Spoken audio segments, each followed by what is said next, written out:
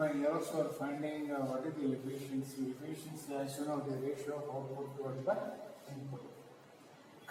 Kaplan turbine is an example for a radial flow reaction turbine. Energy available at inlet as a turbine are both hydraulic energy as well as kinetic energy. So some part of the when a water or fluid flows over the series of vanes which are mounted on the periphery of the runner or hub of the runner, what we used to call here in the Kaplan, part of the hydraulic energy will be converted into kinetic energy. So this energy, right? So is the energy which is available on the turbine runner. So to calculate the energy, so what energy was supplied in form of water power, that is hydraulic input. So for this input, what will be the output supplies? We are here getting it. So based on output and the input on the turbine runner, so we are calculating the efficiency of this Kaplan turbine. So depending upon the heat available here at the inlet in trial 1, the corresponding speed of the turbine runner can be not down. So with the help of an indicator which is mounted on the have a shaft of the turbine runner. So having the efficiency and the speed, the other parameters such as swivel speed, unit power, unit discharge, now these are calculated.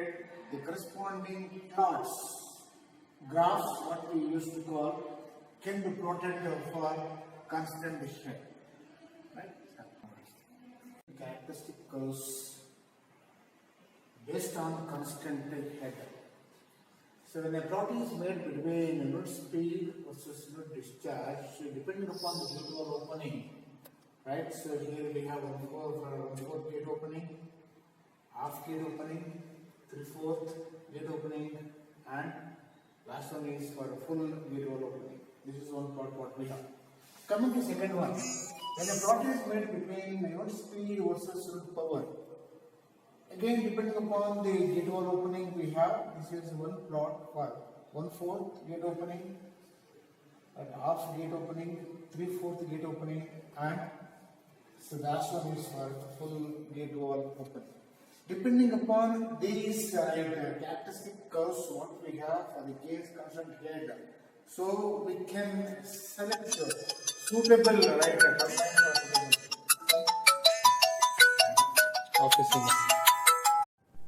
This is the experimental setup for Kaplan turbine. It's almost similar to the setup like Pelton turbine. We need to find the efficiency of Kaplan turbine.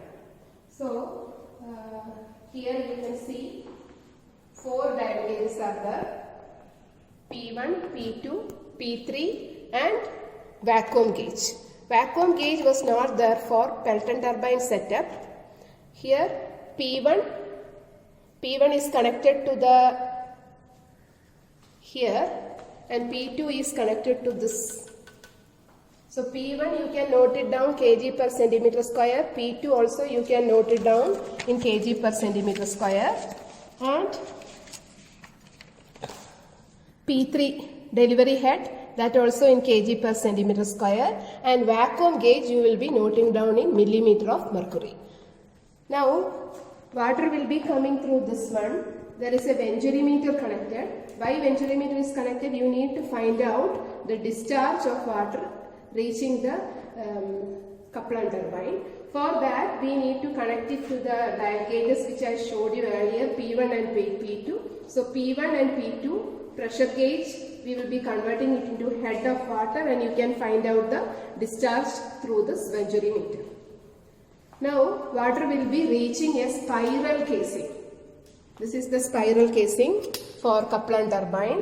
Kaplan turbine is a reaction turbine and is a low head turbine. It will work normally under a head less than 60 meter. So you are going to find out the efficiency.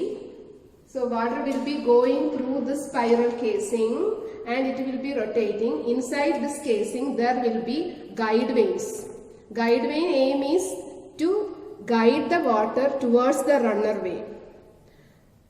So guide vanes will be there in the outer periphery. Inside there will be runner vanes. The runner vanes will rotate and water will be coming through, will rotate the shaft will rotate and water will be taken through this draft tube. There was no need for draft tube for an impulse turbine like Pelton turbine, but draft tube is needed for a Kaplan turbine. It is nothing, a diverging tube which discharges the water to tail race.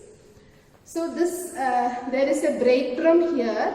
We need to find out the output power. For that we are keeping a brake drum here and we have to add weights here. One by one weights are kept here. So weights you will be adding one by one and correspondingly there will be a change in the spring balance reading, that also you will be noting it down. So what is the weight added here and spring balance reading, and radius of this brake drum is, you can note it down from here. Diameter of drum, diameter of rope and weight of rope, that is all given for this experimental setup. So once when you start the Kaplan turbine, water will be going through this venturimeter and it will be reaching the spiral casing. It will, guide vanes will direct it towards the runner vanes. Runner vanes will rotate, shaft will rotate and water will be going through the tail race. So the readings which you have to be taken is P1, P2. P1, P2 pressure head you will get and you can find out the venturimeter discharge. Then delivery head, you can rho GQH. For this one you need to find out this delivery head and this is the vacuum gauge. So these 4 readings you have to note it down, and also we will be, for each trial you will be adding different weights and corresponding to that what is the spring balance reading you are noting it down, and you will be getting output power using the formula 2 pi nt by 60 watt.